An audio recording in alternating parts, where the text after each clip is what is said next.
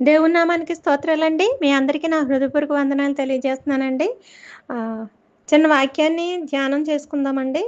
వాక్యానికి ముందు చిన్న ప్రార్థనండి. సర్వసృష్టికి కారణభూతుడవైన మా ప్రియ పరలోకపు తండ్రి, మీ శ్రేష్టమైన నామమునకు వేలాది స్తుతులు, స్తోత్రాలు చెల్లిస్తున్నాను దేవా. ఇంతవరకు మీ దయగల హస్తాల్లో భద్రపరిచారు, కాచి కాపాడారు. అందును బట్టి నీకే కోట్ల కొలది కృతజ్ఞతాస్తుతులు చెల్లిస్తున్నాను. వాక్యం యొద్దకు వచ్చియుండగా, వాక్యమైన దేవుడు గనుక నీ వాక్ ద్వారా మాతో మాట్లాడి మమ్మల్ని బలపరచమని యేసు శ్రేష్టమైన నామమున అడిగి వేడుకొనుచున్నాను తండ్రి. ఆమేన్. చిన్న వాక్యాన్ని ధ్యానం చేసుకుందామండి. బైబిల్ గ్రంథంలో చాలామంది వ్యక్తులు తమకు కొన్ని ఆశలు కలిగి వాళ్ళు జీవించినట్లుగా మనం చూస్తున్నామండి. భూమి మీద మనం కూడా అంతేనండి. భూమి మీద నివసించే ప్రతి మానవునికి ఏదో ఒక ఆశ అనేది ఉంటుంది. ఆశ లేని మానవుడు భూమి మీద ఉండడు. కానీ మనకున్నటువంటి ఆశలు ఇహలోక సంబంధమైన ఆశలైతే, లేకపోతే మనకున్నటువంటి ఆశలు శరీర సంబంధమైన ఆశలైతే, భక్తుల యొక్క జీవితాల్లో కొన్ని అమూల్యమైన ఆశలు వాళ్ళు కలిగి ఉన్నారండి. వాళ్ళకున్నటువంటి ఆత్మీయమైన ఆశలు ఏంటో మనం వాక్యం ద్వారా చూద్దామండి. కీర్తనాకారుడు కీర్తన గ్రంథంలో కోరహు కుమారులకు ఉన్నటువంటి ఆశను వాళ్ళకి తెలియజేస్తూ రాస్తున్నటువంటి కీర్తన అండి. 42 కీర్తన 1, 2 వచనాలు మనం చూసుకుందామండి. దుప్పి నీటి వాగుల కొరకు ఆశపడినట్లు దేవా నీ కొరకు నా ప్రాణము ఆశపడుచున్నది. నా ప్రాణము దేవుని కొరకు తృష్ణగొనుచున్నది. జీవం గల దేవుని కొరకు తృష్ణగొనుచున్నది. దేవుని సన్నిధికి నేను ఎప్పుడు వచ్చేదను, ఆయన సన్నిధిని నేను ఎప్పుడు కనిపించేదను అని చెప్పేసి దేవుని యొక్క వాక్యం కోరహు కుమారులు చెప్తున్నటువంటి కీర్తన అండి ఇది. అయితే దుప్పి నీటి వాగుల కొరకు ఆశపడినట్లంట వాళ్ళ ప్రాణాలు దేని కొరకు ఆశపడుతున్నాయి అని అంటే దేవుని కొరకు ఆశపడుచున్నాయంటండి. ఎందుకని దేవుని కొరకు ఆశపడుతున్నాయి అని అంటే జీవము గల దేవుని దర్శించుటకంట. జీవము గల దేవుని కొరకు వాళ్ళ ప్రాణాలు తృష్ణగా ఉన్నట్లుగా మనం ఈ కీర్తనలో చదువుతూ ఉంటామండి.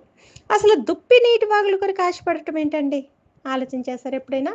ఒకసారి దుప్పి గురించి ఒక విషయం జ్ఞాపకం చేసుకుందామండి. దుప్పి తనకు దాహం అనిపించినప్పుడంట తన దప్పికను తీర్చుకోవడానికి, తన దాహాన్ని తీర్చుకోవడానికి అరణ్య మార్గంలో, ఎడారి ప్రాంతంలో ప్రయాణం చేస్తూ ఉంటుందంటండి. ఎందుకనంటే అది నివసించేదే అరణ్య మార్గంలో నివసిస్తూ ఉంటుంది దుప్పి. అయితే అరణ్య మార్గంలో నీరు ఉండేటటువంటి ప్రాంతాలు చాలా అరుదుగా ఉంటాయండి. ఎక్కడో కానీ నీరు కనిపించదు. అయితే ఈ దుప్పి తన ఆకలి కోసం తిరుగులాడుతూ తన ఆహారం తిన్న తర్వాత తన దాహాన్ని తీర్చుకోవడం కోసం నీటి కోసం వెతుకులాడుతూ ఉంటుందంటండి. ఆ అరణ్య మార్గంలో నీరు కోసం తిరుగుతూ ఉన్నప్పుడు నీరు ఎక్కడో ఎండమావులు నీరు ఎక్కడో ఉన్నట్టుగా కనిపిస్తూ ఉంటాయంటండి. నీళ్ళలాగా కనిపించినప్పటికీ తన దాహాన్ని తీర్చుకోవడానికి దుప్పి ఎంతో ఆశతో ఆ నీటి దగ్గరకు పరిగెట్టుకుంటూ వెళ్తుందంటండి. ఎందుకని అంటే తనున్నటువంటి పరిస్థితి అది. తన దాహాన్ని తీర్చుకోవలసినటువంటి సమయం అది. లేకపోతే తన దాహం తీరకపోతే తన ప్రాణాలు పోయేటటువంటి పరిస్థితి. కాబట్టి తన దాహాన్ని తీర్చుకోవడం కోసం ఆ అరణ్య మార్గంలో ప్రయాణం చేస్తూనే ఉంటుందంటండి. ప్రయాణం చేసినప్పుడు ఎండమావులు ఎలా కనిపిస్తాయంటే ఒక ప్రాంతంలో నీరు ఉన్నట్టుగా కనిపిస్తూ ఉంటాయంటండి. ఈ దుప్పి ఎంతో ఆశతో తన దాహాన్ని తీర్చుకోవడానికి ఆ ఎండమావులు నీళ్ళలాగా కనిపిస్తాయి కదండి, ఆ ప్రాంతం కాడికి పరిగెట్టుకుంటూ వెళ్తుందంటండి తన దాహాన్ని తీర్చుకోవడానికి.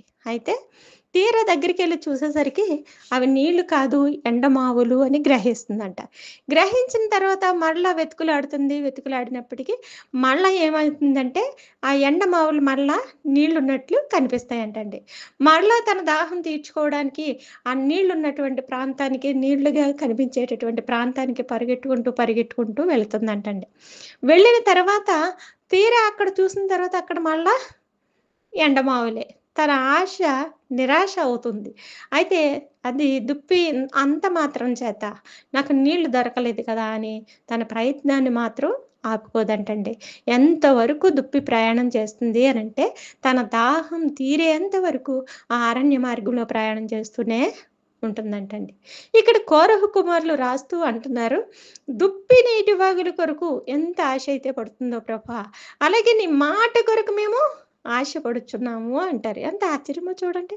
వాళ్ళ జీవితాలను ఎలా పోల్చుకున్నారు అనంటే దుప్పితో పోల్చారు. దుప్పి అంత ఆశతో తన దాహాన్ని తీర్చుకోవడానికి ఆ అరణ్య మార్గంలో ప్రయాణం చేస్తుందో, అదే రీతిగా ప్రభా నీ కొరకు మా ప్రాణాలు తృష్ణగొనుచున్నవి అని చెప్పేసి వా వాళ్ళకున్నటువంటి అనుభవాన్ని, వాళ్ళకున్నటువంటి ఆశను తెలియచేయటం మనం ఈ వాక్యంలో ఈ 42 కీర్తనలో మనము చదువుతూ ఉంటామండి. దుప్పి నీటి వాగుల కొరకు ఆశపడినట్లు దేవా నీ కొరకు మా ప్రాణము ఆశపడుచున్నది. ఎంత గొప్ప ఆశ చూడండి.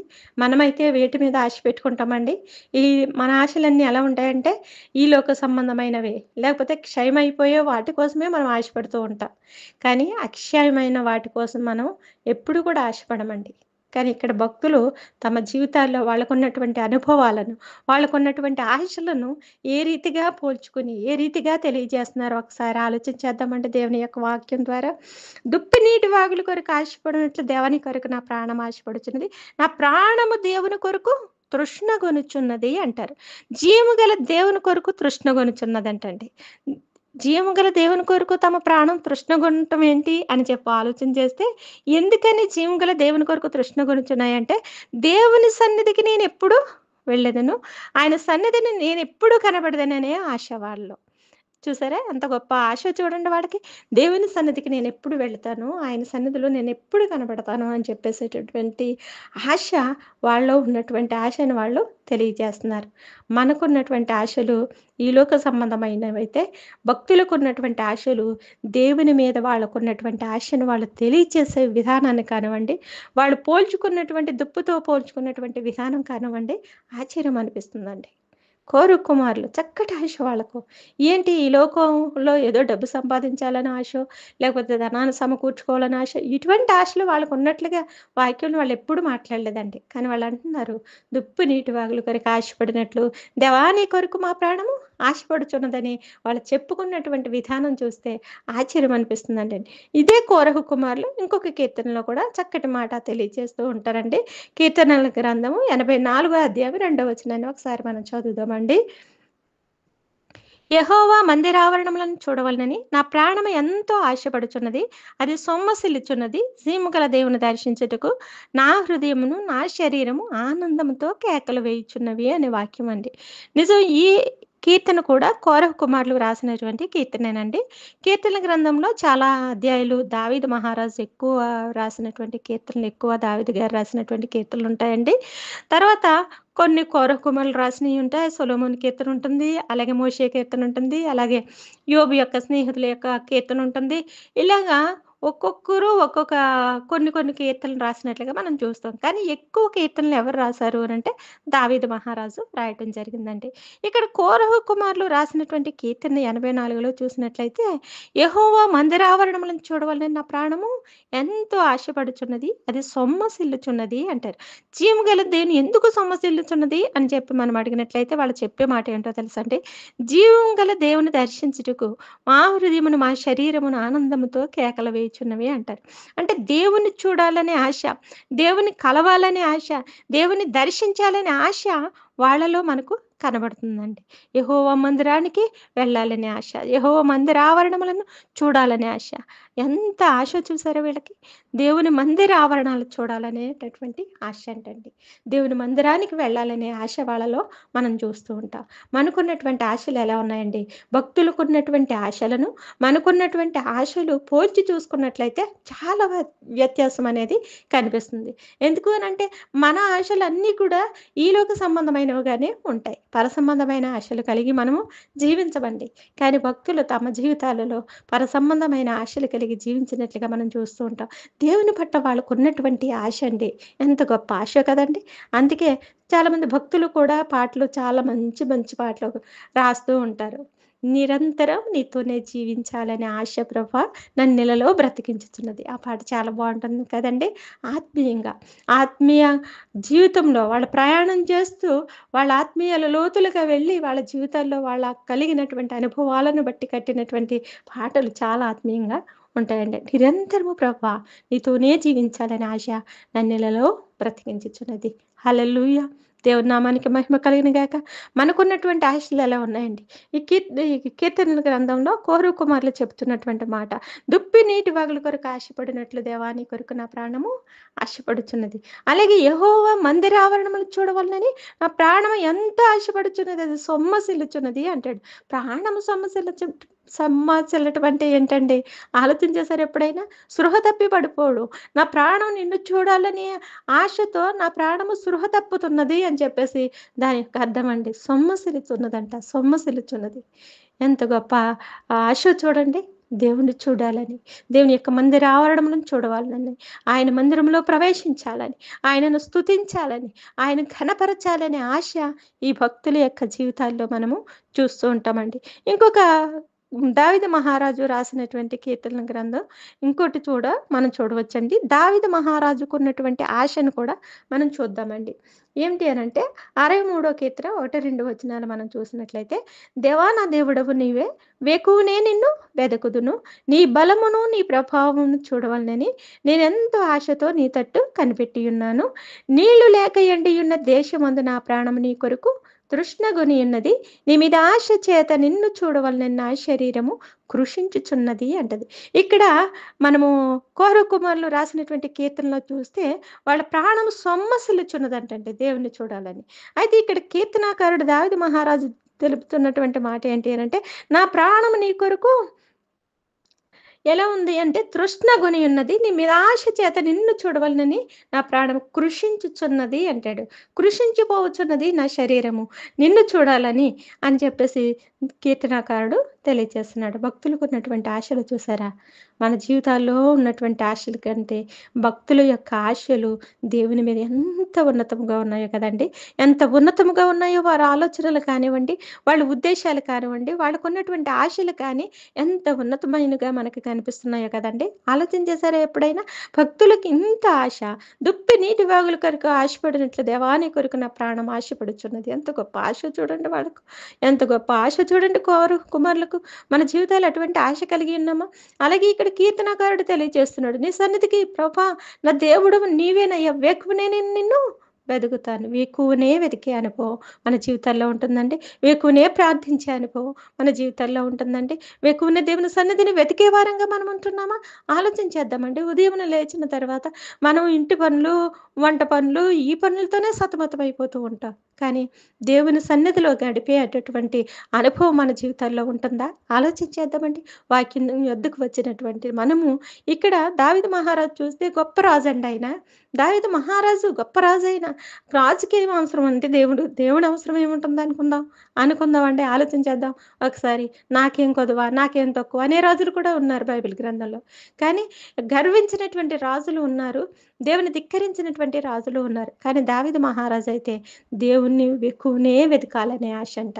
వేకువనే ప్రభా నీ ముఖ దర్శనం నేను చేయాలని, లేకపోతే వేకువనే నిన్ను చూడాలని ప్రభా, వేకువనే నీ సన్నిధిని కనబడాలని ప్రభా, వేకువనే నిన్ను వెతకాలనే ఆశ నాలో ఉన్నది అని చెప్పేసి కీర్తనాకారుడు తెలియచేస్తూ ఉంటాడు. ఎంత గొప్ప అనుభవం చూడండి, ఎంత గొప్ప ఆశ చూడండి దావీదు మహారాజుకు. మన జీవితాల్లో మనం ఎటువంటి ఆశలు కలిగి ఉంటున్నామండి? మనకున్నటువంటి ఆశల వల్ల మన కుటుంబాలకి ఏం తీసుకొస్తున్నాం అనే విషయం గురించి కొన్ని విషయాలు అంతకుముందు వాక్యంలో మనం విని ఉన్నామండి. కానీ ఇక్కడ ఉన్నటువంటి భక్తులకు ఉన్నటువంటి ఆశలను చూస్తే మనకున్నటువంటి ఆశలను పోల్చుకుంటానికి కూడా సరిపోల్చలేం.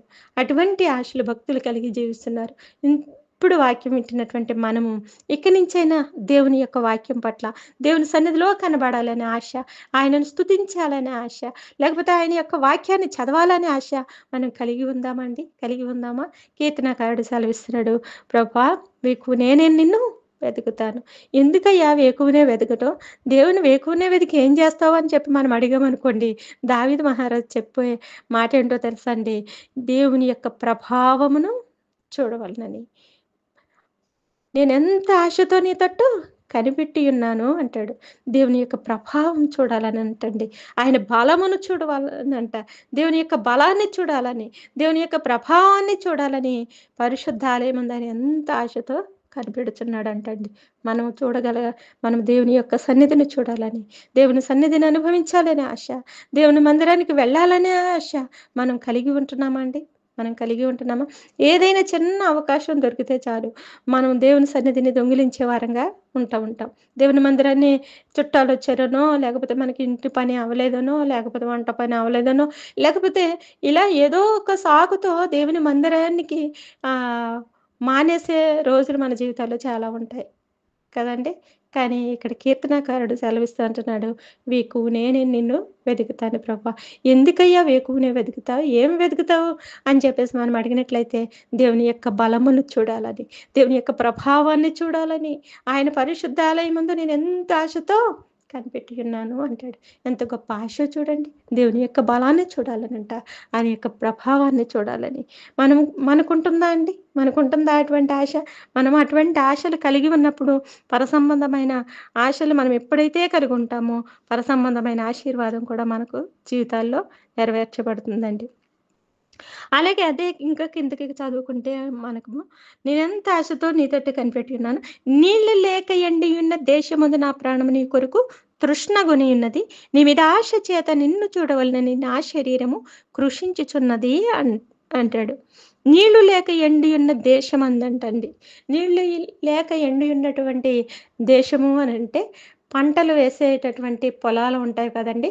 అవి వేసవి కాలంలో నీరు లేకపోతే ఆ చేలు ఎలా ఉంటాయనంటే, ఆ భూమి అంతా కూడా నెర విడిచి వర్షం కొరకు ఎదురు చూస్తున్నట్లుగా నెర విడిచి, నోరు తెరచి వర్షం ఎప్పుడు పడుతుందా అని చూస్తదంటండి. ఆ నేల అలా చూస్తుందంట ఆశతోటి. కానీ అటువంటి ఆశతో ప్రభా నీళ్లు లేక ఎండియున్న దేశమందు నా ప్రాణం నీ కొరకు తృష్ణగొని ఉన్నది అంటాడు. నీ మీద ఆశ చేత నిన్ను చూడాలని నా శరీరము కృషించుచున్నది అని చెప్తున్నాడిక్కడ. అవును కదండీ! ఆయన శరీరము దేనికి కృషించుచున్నది? అయ్యా! దావీదు మహారాజువు కదా నువ్వు, గొప్ప రాజువు కదా! నీ శరీరం కృషించటం ఏంటయ్యా? ఎందుకు కృషించుచున్నది నీ శరీరము అనంటే, నీ మీద ఆశ చేత, దేవుని మీద ఆశ చేత నా శరీరము కృషించుచున్నదని ఇక్కడ కీర్తనాకారుడు తెలియజేస్తున్నాడు. మన జీవితాలు ఎలా ఉంటున్నాయండి? మనకున్నటువంటి ఆశలు కానివ్వండి, మనకున్నటువంటి ఉద్దేశాలు గాని, మనకున్నటువంటి తలంపులు గాని దేవుని సంబంధమైనవిగా ఉంటున్నాయా? పరసంబంధమైనవిగా ఉంటున్నాయా లేదా? ఒకసారి ఆలోచించేద్దామండి వాక్యం దగ్గరకొచ్చిన తర్వాత. వాక్యమైన దేవుడు మనతో మాట్లాడుతున్నాడు. ఈ సమయమందు ఆయన మాట్లాడుతుండగా మనలో ఉన్నటువంటి మనోహృదయాన్ని ఆయనకు అప్పగించి, అయా! నీ పట్ల నేను ఆశ కలిగి ఉన్నానయ్యా. ఇంతవరకు నా ఆశలు ఈ లోక సంబంధమైనవే అయి ఉండవచ్చు. కానీ ఇక నుంచి నిన్ను చూడాలని ఆశ, నీ మందిరానికి రావాలనే ఆశ, నిన్ను స్తుతించాలనే ఆశ నేను కలిగి జీవిస్తానయ్యా అని చెప్పేసి మనం చెప్పగలమా అండి? చెప్పగలమా? ఒకసారి ఆలోచించేయండి. ఎవరి హృదయాలను వాళ్ళే పరిశీలన చేసుకుందామండి. భక్తులు తమకున్నటువంటి అనుభవాలను చెప్తున్నప్పుడు ఆశ్చర్యం అనిపిస్తూ ఉంటుందండి దేవుని యొక్క వాక్యం చదువుతా ఉంటే. అలాగే కీర్తనకారుడు 119 కీర్తన 43 వచనం కూడా ఒక మాటను మనం చూడవచ్చండి. నీ న్యాయ విధుల మీద నా ఆశ నిలిపియున్నాను అంటాడు. అవునండి. ఆయన న్యాయ విధులు లేకపోతే ఆయన కట్టడల మీద ఆయన ఆశ నిలిపి ఉన్నాడంట. ఎందుకని అంటే నీ న్యాయ విధులు న్యాయమైనవి. నీ న్యాయ విధులు నన్ను బ్రతికించేవి. నీ న్యాయ విధులు నాకు జీవిత మార్గాన్ని సరిచేసేవిగా ఉంటాయి. నీ న్యాయ విధులు నీ మార్గంలో నేను ఎలా నడుచుకోవాలో నాకు నేర్పిస్తాయి. కాబట్టి నీ న్యాయ విధుల మీద నా ఆశ నిలిపి ఉన్నాను అని ఇక్కడ కీర్తనకారుడు తెలియజేస్తున్నాడంట. ఎంత గొప్ప ఆశ చూడండి. అలాగే ఇంకొక వాక్యాన్ని కూడా మనం చూడవచ్చండి. 119 కీర్తన 74 వచనంలో చూసినట్లయితే, నీ వాక్యం మీద నేను ఆశ పెట్టుకొని ఉన్నాను అంటాడు. ఆయన వాక్యం మీద ఆశ పెట్టుకొని ఉన్నాడు. ఎందుకని ఆయన వాక్యం మీద ఆశ పెట్టుకున్నాడు అని చెప్పేసి మనం ఆలోచన చేసినట్లయితే, అదే 119 కీర్తన 105 వచనంలో ఒక వాక్యాన్ని మనం చదువుతూ ఉంటామండి. నీ వాక్యము నా పాదములకు దీపమును, నా త్రోవకు వెలుగునై ఉన్నది అంటాడు. చూసారా? ఇక్కడ మనం చదువుతున్నట్లయితే నీ వాక్యము మీద నేను ఆశ పెట్టుకొని ఉన్నాను అంటాడు. అసలు ఆయన వాక్యం మీద ఎందుకు ఆశ పెట్టుకున్నాడు అని మనం ఆలోచన చేసినట్లయితే అదే 119, 105లో చెప్తున్నటువంటి మాట, నీ వాక్యం నా పాదములకు దీపము, నా త్రోవకు వెలుగు. నా పాదములకు దీపము, నా త్రోవకు వెలుగైయున్నటువంటి నీ వాక్యం మీద నేను ఆశ పెట్టుకొని ఉన్నాను అని చెప్పేసి ఇక్కడ కీర్తనాకారుడు తెలియజేస్తున్నట్లు మనం చూస్తుంటాం. అలాగే 119 కీర్తన 147 వచనంలో కూడా ఒక మాట ఉంటుందండి. నీ మాటల మీద నేను ఆశ పెట్టుకొని ఉన్నాను. ఆయన మాటల మీద. ఎందుకు ఆయన మాట అంటే ఆశ అనంటే ఆయన మాట బ్రతికిస్తుంది మనలను. ఆయన మాట స్వస్థతనిచ్చేదిగా ఆయన మాటను మనము చూస్తూ ఉంటాం. ఇక్కడ మనము గ్రహించామండి. ఆయన మాట మీద ఆశ పెట్టుకుంటే గనక, ఆయన మాట స్వస్థతనిస్తుందని, లేకపోతే ఆయన మాట మనలను బ్రతికించేదిగా ఉంటుందని మనం గ్రహించగలుగుతున్నామండి? ఆలోచన చేద్దామండి. భక్తులు తమ జీవితాల్లో లోతుల గుండా వెళ్లి ప్రయాణం చేసి, వాళ్ళ అనుభవాలను తెలియజేస్తున్నటువంటి కీర్తన గ్రంథమండి ఇది. ఇందులో ఎన్నో అమూల్యమైన మాటలు, ఎన్నో మన జీవితాలను మేలుకొలిపేటటువంటి మాటలు మనకు కనిపిస్తూ ఉంటాయి. మనం చూసినట్లయితే ఎందుకు నీ మాటల మీద ఆశ ఉన్నావు అని చెప్పేసి మనం అడిగినట్లయితే కీర్తనకారుడు చెప్పేటటువంటి మాట, ఆయన వాక్యము నా పాదములకు నా దీపమును, నా త్రోవకు వెలుగునై ఉన్నది. మన త్రోవలకు వెలుగునిచ్చేది ఆయన వాక్యేనండి. మన బ్రతుకులకు వెలుగునిచ్చేది కూడా ఆయన వాక్యే. ఆయన వాక్యం మీద ఆశ పెట్టుకుంటే ఏం జరుగుతుంది అని మనం అనుకోవచ్చు. కానీ ఆయన వాక్యం మీద ఆశ పెట్టుకుంటే గనక మనకు స్వస్థత కలుగుతుంది. అలాగే ఆయన వాక్యం మీద మనం ఆశ పెట్టుకుంటే ఆయన మనలను బ్రతికించే దేవుడై ఉన్నాడు. కాబట్టి వాక్యం వింటున్నటువంటి మనం ఇంతవరకు దేవునికి దూరం అయ్యామేమో, లేకపోతే ఇంతవరకు ఈ లోక సంబంధమైన ఆశలు కలిగి మనం జీవించామేమో. ఇక ముందు దేవుని పట్ల ఆశ కలిగి మనం జీవించినట్లయితే మన జీవితాలు ఫలభరితంగా మార్చబడతాయండి. ఎప్పుడైతే ఆయన వాక్యం మీద మనం ఆశ పెట్టుకుంటామో, ఆయన వాక్యం మనల్ని బ్రతికించేదిగా ఉంటుంది. ఆయన మాట మీద మనం ఎప్పుడైతే ఆశ పెట్టుకుంటామో, ఆయన మాట మనలను బ్రతికించేదిగా ఉంటుందండి. అటువంటి ఆ వాక్కు దగ్గరికి వచ్చినప్పుడు ఎంత జాగ్రత్తగా చదవాలండి దేవుని యొక్క వాక్యాన్ని. కొరహు కుమారులు చెప్తున్నారు, దుప్పి నీటి వాగుల కొరకు ఆశపడినట్లు ప్రభా నీ కొరకు నా ప్రాణము ఆశపడుచున్నది. అలాగే దేవా నా దేవుడవు నీవేనయ్యా, వేకువనే నిన్ను వెదుగుతాను. నీ బలమును, నీ ప్రభావమును చూడవలనని పరిశుద్ధాలయముందు నేను ఎంతో ఆశతో కనిపెట్టి ఉన్నాను. నీళ్ళు లేక ఎండియున్న దేశమందు నా ప్రాణము నీ కొరకు తృష్ణగొని ఉన్నదని దావీదు మహారాజు చెప్తున్నాడు. అయ్యా నువ్వు దావీదు మహారాజు కదా, నువ్వు గొప్ప రాజు కదా, నీకెందుకయ్యా దేవుడు అని మనం అన్నాం అనుకోండి, ఆయన చెప్పే మాట ఏంటో తెలుసా?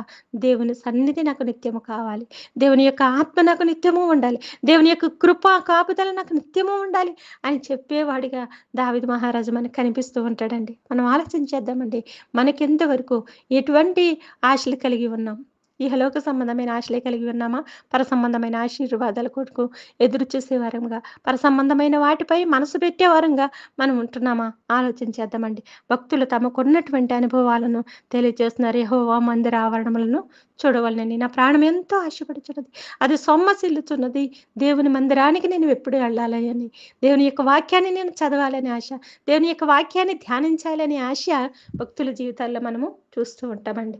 ఇంతవరకు మనము ఇహలోక సంబంధమైన ఆశలే కలిగి ఉన్నామేమో, ఇక నుంచి ప్రభువా నీ కొరకై నేను ఆశపడుతున్నాను, నీ మందిరానికి రావాలని, నిన్ను స్తుతించాలని, నీ యొక్క వాక్య ప్రకారం నేను నడవాలని ఆశపడుతున్నాను అని అన్నవాళ్ళు ప్రార్థనలో ఏకీభవించండి. దేవుడు తన కొద్ది మాటలు మనందరి వెనుకడిలో దీవించి ఆశీర్వదించి మహిమ పొందును గాక. ఆమేన్. చిన్న ప్రార్థన అండి వాక్యం కొరకు. సర్వ సృష్టికర్త నీకే వందనాలు, స్తుతులు, స్తోత్రాలు చెల్లిస్తున్నాను. ఇంతవరకు నీ యొక్క వాక్యం ద్వారా మాతో మాట్లాడారయ్యా, మమ్మల్ని బలపరిచారు. అందుని బట్టి నీకే వందనాలు. భక్తులు తమ జీవితాల్లో కలిగినటువంటి అనుభవాలను మేము చదివి ఉన్నాం దేవా, నీకు వందనాలు. వాళ్లకు నీ పట్ల ఉన్నటువంటి ఆశ వాళ్ళ జీవితాల్లో మేము చూసినప్పుడు మా హృదయాలు నాయనా, మా హృదయాలు ఆత్మచేత మండింపబడుచున్నవి తండ్రి, నీకు వందనాలు ప్రభా. అట్టి కృప, అట్టి ఆశ మాలో కూడా కలిగిచేవా? నీ సన్నిధికి వెళ్ళాలనే ఆశ, నిన్ను స్తుతించాలనే ఆశ, అలాగే నీ మీద ఆనుకోవాలనే ఆశ ప్రభా, నిన్ను ఘనపరచాలనే ఆశ, నీ యొక్క వాక్య ప్రకారం జీవించాలనే ఆశ, నీ యొక్క వాక్యాన్ని వినాలనే ఆశ, నీ యొక్క వాక్యాన్ని చదవాలనే ఆశ, నీ యొక్క వాక్య ప్రకారం జీవించాలనే ఆశ మాలో కలిగి చేయవా దేవా. నిన్ను చూడాలని ప్రభా, యెహోవా మందిర ఆవరణములు చూడాలని మా ప్రాణం ఎంతో ఆశపడుచున్నది, అది సొమ్మసిల్లుచున్నది అని కీర్తనకారుడు చెల్లిస్తున్నాడు. అవును తండ్రి, జీవగల దేవుని దర్శించుటకు నా హృదయమును, నా శరీరమును ఆనందంతో కేకలు వేయుచున్నవి అంటున్నాడు కీర్తనకారుడు. ఎంత గొప్ప ఆశ కదా ప్రభా వాళ్ళకి. అటువంటి ఆశ మేము కలిగి జీవించాలనుకుంటున్నాం ప్రభా. అటువంటి ఆశ మాలో కలిగి చేయవా, మాలో కలిగి చేయవా. నీ యొక్క వాక్యం అందైన ఆశ మేము కలిగి జీవించలాగిన సహాయం దయచేయండి ప్రభా. నీ కృపలో మమ్మల్ని అందరినీ భద్రపరిచి ప్రభా, నీ కొరకై నాయన, నీ కృప కొరకై నాయన కనిపెట్టు వారిలో మేమంతా ఉండేలాగన మమ్మల్ని దీవించి ఆశీర్వదించమని ఈ చిన్న ప్రార్థన మీ పాదాల చెంత చేర్చుకుని తిరిగి సమాధానం కలిగి చేయమని మా కొరకు మేఘం పైన అతి త్వరలో రానియున్న నజరుడైన యేసుక్రీస్తు ఘనమైన నామమున మిక్కిలి వినంత అడిగి బ్రతిమలాడి వేడుకొనుచున్నాను తండ్రి. Amen, amen, amen. యేసు రక్తమే జయం, సెలవు రక్తమే జయం. ప్రవేశనం సంపూర్ణ విజయం కలుగును గాక. అపవాది క్రియలకనంత నాశనం కలుగునుగాక. యేసు రక్తమే జయం. ఆమేన్. తండ్రి అయిన దేవుని యొక్క ప్రేమ, కుమారుడైన యేసుక్రీస్తు వారి యొక్క కృప, పరిశుద్ధాత్మ యొక్క అన్యోన్య సహవాసం నీవొచ్చి పర్యంతం ప్రభా నీ యొక్క రాకడ పర్యంతం కూడా నీ కృప కాపుదల మాకు నిత్యము తోడు ఉండునుగాక. ఆమేన్. ఆమేన్. దేవుని నామానికి స్తోత్రాలండి. మీ అందరికి నా వందనాలు తెలియజేస్తున్నాను. దేవుని యొక్క వాక్యాన్ని ప్రతి ఒక్కరు వినండి. విన్న ప్రతి బిడ్డను దేవుడు దీవించి ఆశీర్వదించాలని నేను కోరుతున్నానండి. దేవుడు మీ అందరిని దీవించి, ఆశీర్వదించి మహిమ పొందునుగాక. ఆమేన్. ఇ ఇంతవరకు మన ఆశలు ఏమైనా అయ్యుండవచ్చు. కానీ వాక్యం విన్న తర్వాత మన ఆశలు పరసంబంధమైనవిగా ఉండాలని నేనైతే కోరుతున్నానండి. మీరంతా కూడా అలాగే ఉండాలి. దేవుని దీవెనలు మీకు మెండుగా కలగాలని మిమ్మల్ని దీవించి ఆశీర్వదిస్తున్నాను. దేవుడు తన కృపలో మిమ్మల్ని భద్రపరచునుగాక. ఆమేన్. ఆమేన్. వందనాలండి. వందనాలు. ప్రతి ఒక్కరు వాక్యాన్ని వినండి. దేవుని దీవెనలు పొందుకోండి.